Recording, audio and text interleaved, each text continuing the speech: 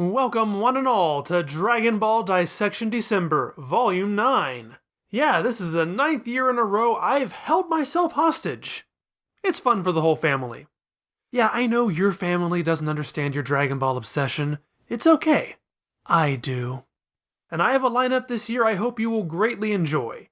Next week we'll be looking at Gohan, on the 18th will be Vegito, Christmas Day will be that wacky final Majin Buu transformation, mixed with more crazy god shenanigans, and on the 31st, we'll look at the 12th Dragon Ball Z movie.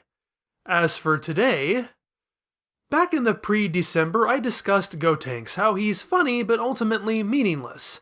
But he's not done being meaningless, he's barely even started. Yep, for everyone saying I've been surprisingly kind to this arc up until now, that's about to end. We're quickly approaching the point where this storyline loses its way. Hopefully I can explain why I think that is, so buckle up and prepare for snark, my loves. After another example of the regenerating villain proving himself nigh indestructible, Piccolo believes that Gotenks is finished, and destroys the entrance to the Room of Spirit and Time, trapping everyone inside forever. That tension holds for all of 4 pages before Majin Buu screams really loudly and tears open a hole in dimensions. Before it closes, he's able to slither his way out, discovering everyone at the temple undefended and easy pickings. And so Majin Buu kills everybody. Off screen. We don't see any of it. It cuts away right as Buu calls out his chocolate beam. I hate this. I hate this a lot. But I also understand it. And understanding it makes me hate it for a different reason. This is almost the entire cast of Dragon Ball being killed off in one fell swoop. As far as named characters go, this is a level of carnage higher than anything we've ever seen. The characters we have known for a decade all die, including the one responsible for kickstarting the entire series, and the story doesn't take any more than the slightest token moment to care. Even Buu's random nameless victims received more focus than this. Like I said a few episodes ago, Buu breaching God's temple marks the first time that many of the non-combatants have seriously been put in mortal danger. This is the point that peril finally comes to fruition. A little girl, whose parents brought her here to keep her safe, dies. Gohan's confidant, newly introduced to this world and all the wonders and risks it presents, loses her life. Powerful sages, who always seemed somehow immune to the triflings of the latest threat, have finally met their match. For them all to die at the same time in such an ignominious way should be devastating. But as I keep saying, and will probably continue to keep saying, the Buu arc excels at setting up wonderfully tantalizing, emotionally powerful ideas, only to do nothing with them. This should be a big deal. Instead, it's just another box to be checked off on the list of bad things Majin Buu does that no one has ever done before. The stakes are raised, but in the cheapest way possible. In its defense, it could be said there is artistic merit in not showing it. Goku is watching on a crystal ball, and we see his reaction to everyone he knows and loves being killed. It's the only emotional response, and it's a whopping 4 panels. I can understand why this is where the story chooses to focus its grief. In a series where death happens so often, where this is now the 3rd time Krillin has died, how do you show characters dying in a way that doesn't feel played out? This is a way to do it, presenting it with tantalizing discretion. But that brings to light a larger problem with the Buu arc. So much of this has been done before, and the only way to bring anything new to the table is by expanding the scope. Just like how the ever-increasing giant ki blasts begin to deliver diminishing returns of engagement, the longer Dragon Ball, or any series, goes on, the harder it becomes to impress the audience with new things. There is a reason why one of the most obvious jokes to make about the series is how meaningless death is. The existence of Dragon Balls has always served as an obstacle to creating real drama. In several arcs, Toriyama does his best to counter that by coming up with justifications to limit them in order to make death stick long enough for us to care. Shenlong is dead. The Dragon Balls won't grant the same wish more than once. Piccolo is dead. The Dragon Balls are in the hands of dangerous foes. There's only a small window before the Grand Elder dies. Goku is going to choose to stay dead for extremely dubious reasons. I feel an audience is only going to be able to go along with this so many times before they see the seams, learn the structure. How many times can a story expect an audience to grieve over their favorite characters when they always come back? Even as he witnesses his friends being eaten, Goku states the Dragon Balls can fix this, which is as big attention deflator as you can get. This is before the audience even learns that Dende has survived the Purge. Way to give that one away. Even if he hadn't, now that Goku has found New Namek, the fact that it exists as a backup plan is always going to be in the reader's minds. Given all these built-in safeguards, there's little to be done to keep this from feeling hollow. But I don't think the solution to the problem of making death meaningful is to simply give up and purposely make it as meaningless as possible. It is an insult to the series regulars to treat them this way, but it is infuriatingly consistent with how they've been used for the entire arc. The whole thing is also at odds with Gotenks. I could overlook the relatively small reaction to Chi-Chi's death because at least there is a moment where it's dealt with in a serious manner, and a decent amount of time is placed in between that death and the start of the goofy comedy fight. Here it just doesn't work at all. The need to make Gotenks into Calvin from Calvin and Hobbes clashes heavily with the human toll Boo is exacting. Everyone is dead, but when Gotenks escapes the room a few moments later, he barely notices. It's time for silly volleyball attacks! And while I do think that's hilarious as well as a wonderfully creative application of the Galactica Donut, it manages to further trivialize all the deaths that just occurred. The comedy and drama are as oil and water. You may think I'm contradicting myself here. After all, I have frequently praised Majin Buu's ability to combine body horror with humor. Up until now, it's been one of the arc's greatest strengths. I don't think I'm being unfair, though. It works there because it's the villain treating life with little regard. In that sense, the actions can be humorous without undermining how horrifying they are. The fact that the perpetrator finds death so silly and meaningless accentuates how morally bankrupt he is. The juxtaposition is chilling for its callousness. It just doesn't work the same way when the heroes can't bring themselves to care enough to become even slightly more serious about defeating the guy responsible.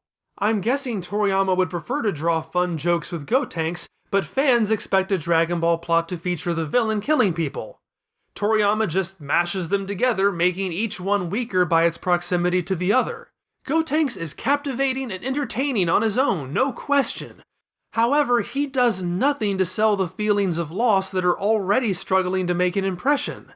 In fact, he manages to undermine them all the more. Whew, so I more or less sped right on by Super Saiyan 3.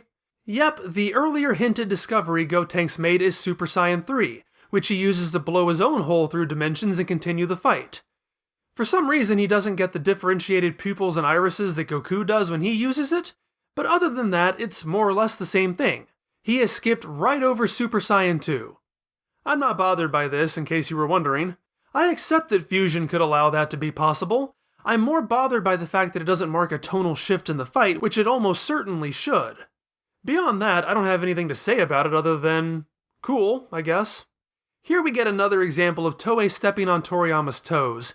Just as Boo reaching the temple is a big deal, the fact that we have characters fighting on it is too. It gets completely destroyed. That's never happened before. Or at least, that's the case in the manga. In the animated series, Stupid Old Garlic Jr. did the same thing a few years earlier, which really downplays the novelty of it here. Sure, it doesn't get quite as wrecked in the earlier instance, but the damage is so severe that we'd really just be splitting hairs arguing about it. This one, however, features a particular highlight for me that the Garlic Jr. version lacks. Piccolo's frequent slack-jawed utterances of "The Temple!" every time it sustains more damage cracks me up. As if we needed any more proof that Piccolo is now God in a Piccolo suit, the animated version's redundancy provides its own convenient counterexample. You really think that Piccolo gives a crap? I don't want to undersell how funny Gotenks continues to be, and how funny Piccolo continues to be playing opposite him. Whether it's working against him, like when he reminds Gotenks not to waste time posing, or when he plays along by agreeing to provide the serve for the Ultra Boo Boo volleyball, Piccolo continues to prove he was ultimately the perfect choice to mentor Goten and Trunks. Even if I still don't buy he's the only person who could have learned the dance. Once the temple is destroyed, Boo and Super Gotenks bring their fight to ground level, with Piccolo having to remind Gotenks not to accidentally destroy a Dragon Ball. Honestly, I'm not even sure why that's a problem. Right now, they're presuming Dende is dead, which would make the Dragon Balls useless anyway. And if Dende's not dead, he can always make new Dragon Balls. Don't get me wrong, though, I'm glad the series is making the destruction of a Dragon Ball in the face of planet-destroying battles a concern for the first time in a while. I'm sure enough people have been killed to run up against that mass resurrection rule if they take too long. Unfortunately, this is the point where Gotenks really screws up. He brags to Boo that if he doesn't finish this now, he'll have to wait an hour before being able to do it again. For Boo, this sows the seeds of a plan that we will see carry through next time. For me, it reminds me how weird the fusion rules have been. I mentioned it at the time that Goku introduces the technique by saying it lasts for half an hour, after which they'll have to rest for some unspecified length of time before they can do it again. When the boys first practice the move, while they have to wait for the duration of the fusion to pass, they don't seem to have to wait at all to try again. Now suddenly they have to wait an hour. Maybe it's a Super Saiyan 3 thing, I don't know. Toriyama should really stop coming up with rules if he's not going to bother to keep track of them. It can be hard to keep track of everything you say or write. I know I struggle with that. But what I'm not struggling with is remembering that last time I told you there was going to be a DBD December contest. So here it is. I'm giving away a copy of the massive 600-plus page Akira Toriyama's Manga Theater, a collection of Toriyama's one-shots, which should include the Dragon Ball prototypes he wrote. So how do you win this? Well, let's look at this guy. Good old Bardock. Or Burdock, whatever you prefer. I've talked about him a lot, and he's been a lot of things. A tragic anti-hero, a time-traveling legendary savior, a time-traveling other thing, and all kinds of other terrible story choices I don't even want to talk about right now because I hate them so incredibly much. I keep hoping he will never come back so he won't have to face the indignity of being further ruined. So now, I want you to come up with the next indignity Bardock will face in order to further ruin him. Give me your best pitch of how Bardock will be screwed up next time he re-enters the story. And just to make it brief and fair to everybody, let's keep the same rules as last time. Present it to me as one of those two-part DBZ movie titles, as in, Bardock sucks in this way I'm describing. Now I'm explaining it in further detail. Starting December 1st, there will be a contest post available to patrons of all levels at patreon.com/MystAirFusion. I'm providing a link in the description.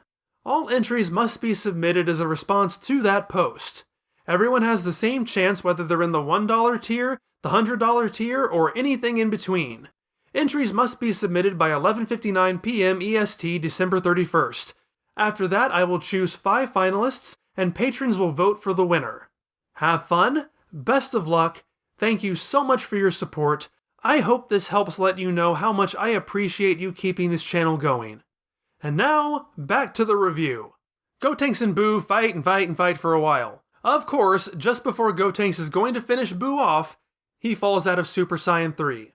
As the old Kaioshin says, it's just more dramatic this way. In his case, though, he's referring to Gohan's power-up, which he finished 5 minutes ago but didn't speak up about until an appropriately dramatic moment.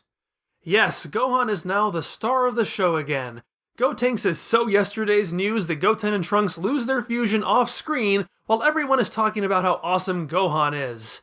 Yep, Gohan is the main character. After a long absence, he's gonna save the day, and he is definitely not going to be the next character to board the failure train. All aboard! Next stop, making Goku look goodsville.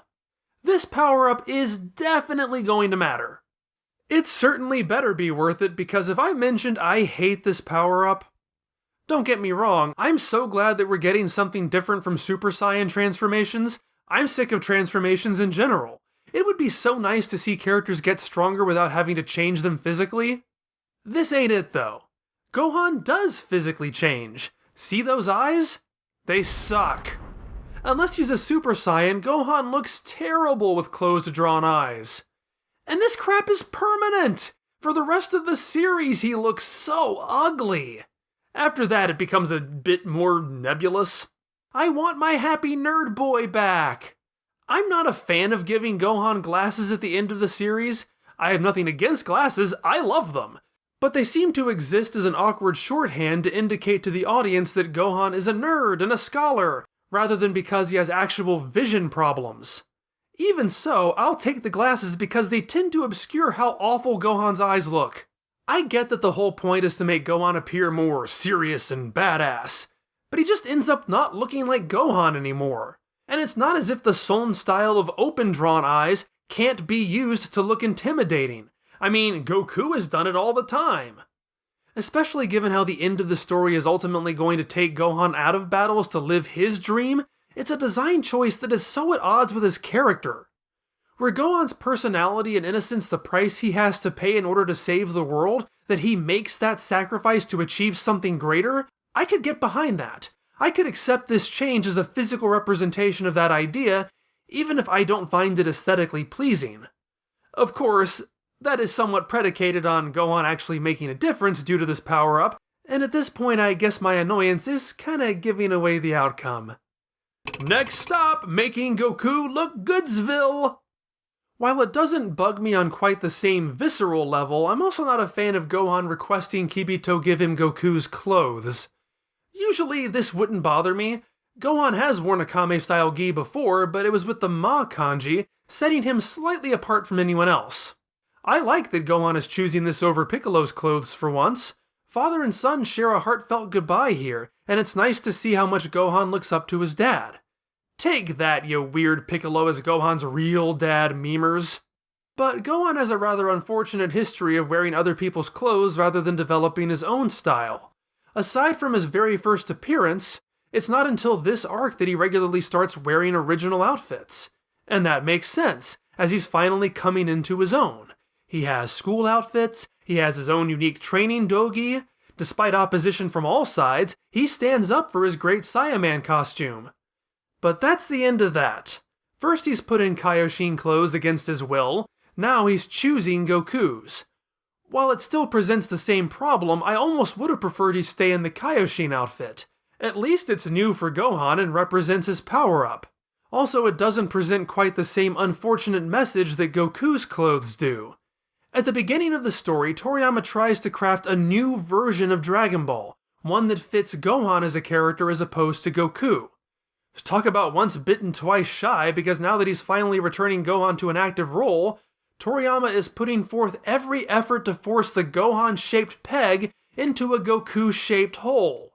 Not only is he the one getting the power-up from the bestest god, not only is he showing up to the fight after disappearing for most of the arc, he has to look like Goku, too! Piccolo even thinks it's Goku when he arrives to fight. I find this so disappointing, a visual indicator that Toriyama has already given up on him to the point that all he can think to do with him is make him Goku. But we do learn here that Toriyama intends the Kame-style dogi to be golden yellow, which is also the color of some kind of alien frog poop. It always looks more orange to me in his color drawings, but I'm colorblind, so I try to stay out of these color debates. On the opposite spectrum of feelings, I do love that Kibito volunteers to take Gohan back to Earth, and that it's not his way of saying, "Okay, human, you've been stinking up our godly realm for long enough, get out." No, he humbles himself before Gohan, admitting Gohan's better than them and referring to him as their savior. Boy, is he going to be disappointed. It's not exactly a deep or important character journey, but at least something is being followed through on. A character trait is introduced, it's funny, it's used for a purpose, and it leads to development. I don't think I'm asking for too much to expect to find this kind of stuff in the stories I enjoy. So Gohan races to the battlefield. For once, the hero guy doesn't have to be in a hurry because Buu doesn't seem too concerned with killing Goten, Trunks, and Piccolo. In fact, he sits down for a timeout until Gohan shows up. The next stage of the fighting begins, and it is so incredibly boring. But that's a subject for next week. Yep, next week it's all about Gohan as we continue Dragon Ball Dissection December. See it right now if you're in the $10 and higher tiers, and don't forget about the contest to win Akira Toriyama's Manga Theater. Entries close on December 31st. I will see you next time!